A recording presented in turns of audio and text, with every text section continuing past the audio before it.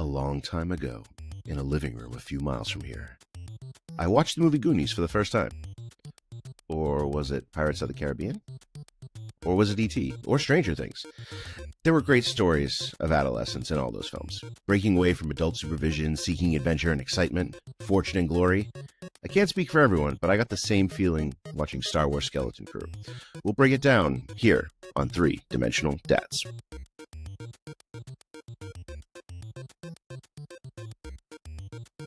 I'm Jay. I'm Derek. And I'm Ian. And I don't think I remember no Atten. Oh, Can't say I remember no Atten. I actually think I remember watching Goonies in the movie theater. Oh. Oh. But you're not that much older than I me, am. Let me get out there, Kane. I actually was bitten by the shark from Jaws. I think I saw it in the theater. I'm not 100% sure, but I'm pretty sure I did. Yeah. That was a hell of a movie, nice. I know. Hell of a Definitely. So we're here to cover Skeleton Crew, which is the newest Star Wars property, right? I was going to go through like a whole like quick spoiler light, thing of the story. But basically, if you've seen Goonies, you've basically seen the through plot. Now, tons of differences because they're in space. There's different characters. I get it. But if you boil it down to its brass tacks, it's kids being taken from home in some way, shape, or form and really discovering the idea of like self-reliance. I think that's what it is. If Steven Spielberg got a hold of this Star Wars show, that's what it would be, right? I feel like if this was Spielberg's shot to do a Star Wars thing, he would take this is like E.T. and Goonies and so many of those adolescent stories, adventure things, like Young Indiana Jones. Throw that all in there. Pirates of the Caribbean. Right. Amblin. I mean, the word for it when you're a movie nerd is like, this is an Amblin homage, which J.J. Abrams was into with like Super 8. Yes. And so this very much felt like a love letter to E.T. and Goonies and Amblin and all that. Absolutely. Era. And it was. And so was Stranger Things. And so this is like a reference to Stranger Things. It's a reference to Amblin. It's a reference to... So, well, I mean, why wait? Let's get right into it. Let's start with our favorite moments, characters, things we like. Derek, what stuck out to you as things that were really good? I thought the character of John Norwood was really great. I thought that Jude Law really killed it. Like at first, when I heard that Jude Law was going to be one of the stars in this, I had no idea what to expect. And I didn't know, no one really knew what to expect about, the whole series and whatnot, but he played this really great character, this like swashbuckler pirate in like also like the scum nerf herder kind of pirate that you would expect in Star Wars, right? I just thought that he did a really great job being like kind of like the center of this whole crew, basically, if you want to call it that. I did really love I got a lot of E.T. vibes from this series. I mean, the kids going into the woods with their hover bikes, right? They weren't speeder bikes. They were throwing them around bikes too, like they're throwing them over like a gate. I thought that was really great. I mean, they found a spaceship in the woods. I mean, come on, that's direct ET stuff. And Explorers, Stand by Me, right? Stand by. Oh no, wait, that was a dead body. Sorry. I also love the whole like droid dynamic too in this, like that the supervisor in the end was a droid, right? It was Hal. It was Hal. Right. Exactly. Well, so. And SM-33 is Smee, like the pirate's Smee. Come on, yes, and even has an eye missing. Yeah, like it was a patch, right? Like an unsuspecting patch. So those were my kind of like favorite things and my favorite moments. What about you, Ian? Oh, my favorite was the little owl that they met along the way. I wanted the show to stop, and I wanted an owl show. Because, like, I love it when a creature has so much of their, like, animal characteristics. Like, the little sounds she'd make, where she'd, like, she'd make, like, these little owl sounds, like a porg or something. Adorable. I wanted way more of that. And they, like, called for help in the end. They call her for help later. But I thought that was such a great character. I want more of that. I need that backstory. Then I thought Neil. It was my favorite kind of Millhouse character that is just trying his I best. didn't think of that. That's funny. That he's is. a kind It was That's soul. hilarious. Yeah. Right? Yeah. Guys, He's got this little snoot. He's always in the bath. Like he's in the tub every time someone comes over. Neil was so much fun to watch. My girls loved him. I thought Jod's helmet, you're talking about Jod and all that stuff. I love the tri-corner hat with the T visor on it. Yeah. Like that. Come on. The Hasbro Black Series. Come on. They have my money already. Well, it was I'm taking I like want that. it was taking like a pirate hat, but also giving it like this American Right. Revolution thing, and then the Yeah. Mandalorian thing, Yeah. which I'll get to in I a thought it was second. cool. The references. I but dug it. Yeah. And I also thought Jude Law's like too handsome for moments where you need to be a bad guy. And bad guys have helmets. And I liked that behind a helmet and behind a mask, you can do all sorts of bad stuff. And I like that in Star Wars. And then my last one, space crabs. I love the little crabs that are like, follow us. And then like the big space crab that's going to eat them.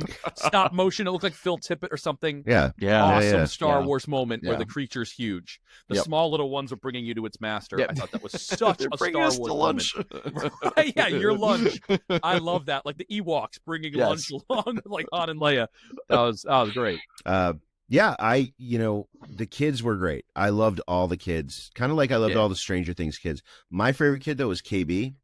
Yeah. KB gave this huge like mashup of Data from the Goonies, Ki-Hit Kwang. So it's like kind of he just got a renaissance in his career. So that kind of Data thing from Goonies, and then Geordie LaForge from Star Trek The Next Generation because of the visor. Oh yeah, the visor was so cool. Well, she has that. Or Cyclops, I got that too. Yeah, where it comes up and it has awesome design. And it was a cool thing because like it's that combination of like tech and humanity, like Lando's guy and Bespin and stuff like that. Lobot. Oh yeah. Lobot. So I thought that was cool.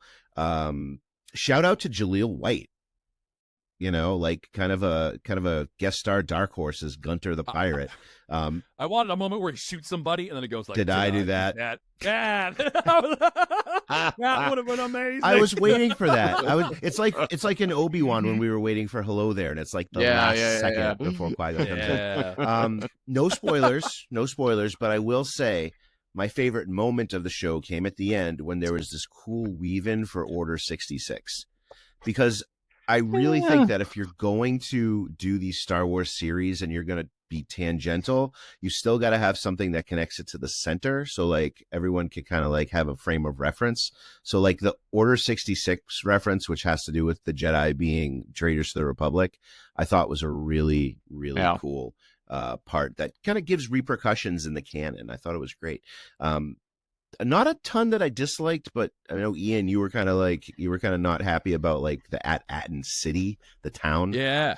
Oh. Well, I was gonna piggyback off here. I had some problems with that Order 66 stuff. Oh, interesting. Because it's this. I think the term is Mary Jane on the internet. Yeah. Where there's someone that knows the Force or learns it way too easily or quickly. And like I didn't, I was kind of expecting when you see Jod and all the different things he can do with the Force.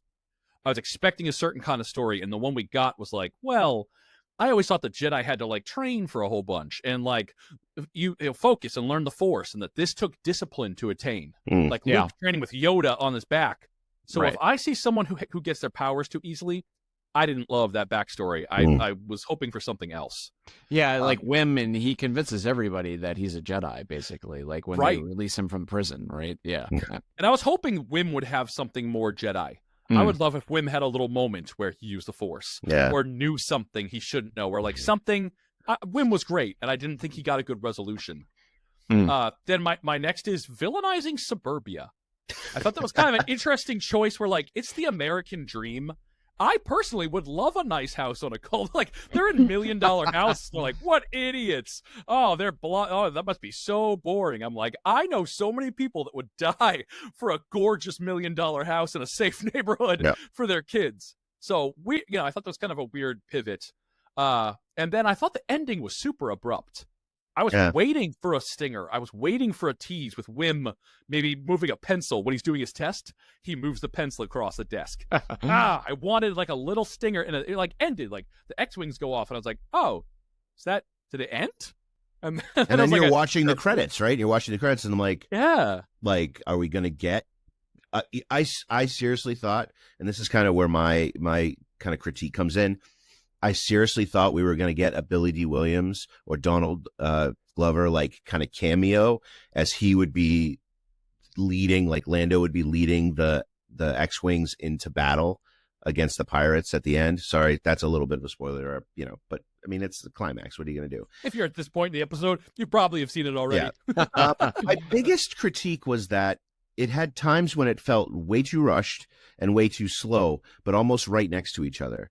So beginning of the show kind of felt rushed, like introducing everything, like here are the kids, they have to take tests, blah, blah, blah, blah, blah, blah, blah, blah, blah. And then like you want them to slow down and talk about it. And they get to that slow point when they find the ship, and like you feel like there's going to be some character development here. And then the ship takes off and then cut to credits. So I was just like, huh? And it kind of was like learning to drive a stick shift. Like I kept on like stopping, starting. So that was my only big critique. Everything about it I was very, very much fine with, except for the pacing a little bit. Yeah, I don't really know if I had an issue with it not connecting so much to Star Wars, because I feel that in a way that's what I really liked about it. I liked that it was very different. I liked that it was just pirates and scum and villainy and these kids having to navigate it. And you didn't have to worry about the Empire. You weren't worrying about, I mean, you had X-Wing fighters granted in there, but it was their own independent adventure. Yeah. And I really liked that. It gave you focus and it gave you concentration. And maybe this guy was a Jedi. And yeah, I guess I did have some problems with that. You could just learn a few things and I could move some rocks around with the Force. I totally get that. I really had more of the problem. I too didn't really like At-Aten. I thought it was almost too much like Earth. It was almost diving too much into that. This is like our world and not the Star Wars world in a lot of ways. Yeah. It was like you had lines of houses in suburbia, and you had trains even that looked and like buses. Trains and buses, right? Bicycles. Yeah, it seemed too Earth-like and not enough Star Wars context to it. I did like some of the things I did like were the kids paying the homage, like we would play with action figures and things like that. Yeah. I thought it was hilarious when Wim tries to take the lightsaber and is pointing upside down and he tries to ignite it. Great. That was like one of the best parts of the whole thing. Like, oh, you're gonna have this moment. Like that was the thing. Like you wanted to have this Jedi moment, right? But then again, it was cool because it was like it falsely did it, right? And it took like that humor and it made it, different. That like, oh, it's not connected to the whole big Star Wars thing because it's goofy. But I that was my problem. My one problem with it. It felt too Earth-like instead of Star Wars-like. I feel like. So I feel that. And my issue with At-Aten is, what is it? They set up this mystery of here's a planet with so much gold and resources. They're printing old Republic credits. Yeah. They like led these breadcrumbs. And then I guess it's something for later if they do a sequel. But like the Acolyte to me got such a sad like early death, where they set up, oh my God, it's going to be this awesome scene with Yoda. They didn't do it. And they teased it for later. And they teased all these things that we were waiting for. Maybe don't do that. Maybe give us some more stuff where I wonder, if the rebels get this planet, it's so much gold. If the Imperials get the credit, it's so much gold. I can see it coming into, later with maybe the First Order. This is what funds all the giant ships and the stuff they have. But yeah, I think there's something there that I wanted more from that. Like, who set this up? What is this? Is this, an Imperial thing? Well, that's the idea. Like, it's in our kind of last segment here is about like, how does this relate to the greater Star Wars universe? And that could be either like behind the scenes, production wise, or like the canon of Star Wars. And the show did have a formula, but I think the formula did fit well into the canon of the universe. The whole idea of adventure, leaving home. I mean, Luke leaves home. Rey has to leave Jakku. Anakin Skywalker, leaves home. Like, I think that idea of like young people leaving and finding themselves, I think very well fit into the canon. I think this was also proof that, again, I thought the connections to the greater Star Wars universe were fine, but this is more proof that you do not need a Skywalker centered show, which I think is really good for Star Wars, that you don't need a Skywalker centered show, because Skywalker shows are for us old guys who like loves Star Wars and been around it forever. The kids don't care necessarily about Luke Skywalker, but they care about these kids. And I think that's great for bringing in a new generation. Yeah, it's a kid's show, but it was a fun kid's show, and I really liked it. Yeah, going back to that point, like what I just made before, was that it was great that this wasn't sort of a real Star Wars show, meaning like it wasn't the hardcore, you're gonna the anti-Marvel thing that I talk about. Like with Marvel, I want to know how it fits into the whole universe. With this, I want it to be, I don't want to know how it fits into like how Luke is training or like the Grogu story and stuff. And I just really did like that, the fact that it was very centric to adolescent and youth. And I think it reminds us of like what made Star Wars great for us. Yeah. Just wanting to be a Jedi and playing with the action figures and think these are my heroes, right? And just wanting to have that lust for an adventure, right? And that was the magic of this show to me, I feel like. Ooh. I think fitting into the bigger picture of everything, I don't understand. Like, I think the long form storytelling is always hard. I am looking for how this fits into the bigger. When does it happen on the timeline? I mean, I feel like as Star Wars fans, there's this baggage that comes along with it. And I think there's a problem here that I have with Marvel, which is they keep introducing new characters and new things. They could be digging into Star Wars characters that we know and love, or that maybe we want more from. And, you know, I feel like some of those like low-hanging fruit are right there, and they don't, like Disney doesn't do.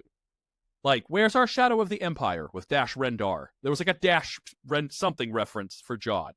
You know, where's Prince Shizor? You know, why aren't we seeing stories about young Luke or young Leia, or expanding on these other characters that we know? Now here's a whole other story. Cal Kestis. Like, I with that Cal Kestis is right. You know, it's like those to me are just such easy things to do. Or with a Force Unleashed, like that character. You know, that's one of those. Yeah. Bring back hated. I mean, you have the actors are fine. Sam Witwer can play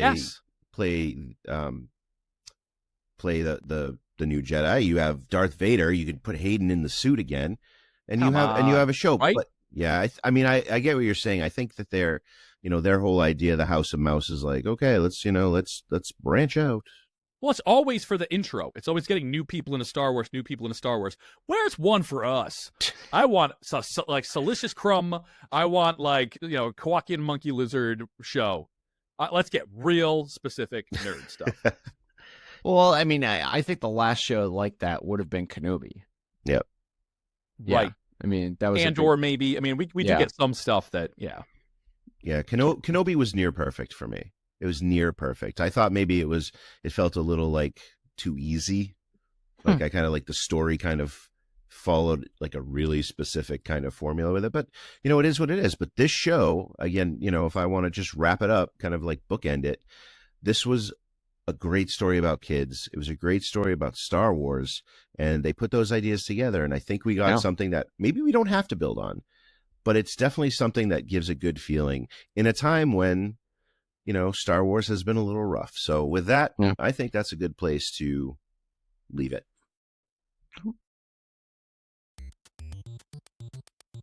Thanks for dropping out of hyperspace and hanging out with us, breaking down Skeleton Crew. While it's been hit or miss for Star Wars universe for a while, we were pleasantly surprised with the heart and fun of this show. Let's hope the Disney Empire can keep it going. Keep up with 3-Dimensional Dads on social media at 3-Dimensional Dads on Instagram and TikTok, for now anyway. We're also on YouTube and Spotify and Apple Podcasts. On the next episode of 3-Dimensional Dads, we're talking toys and parenting.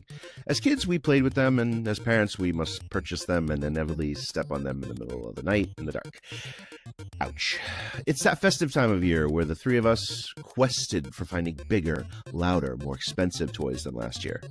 All this and more on the next episode of 3-Dimensional Dads.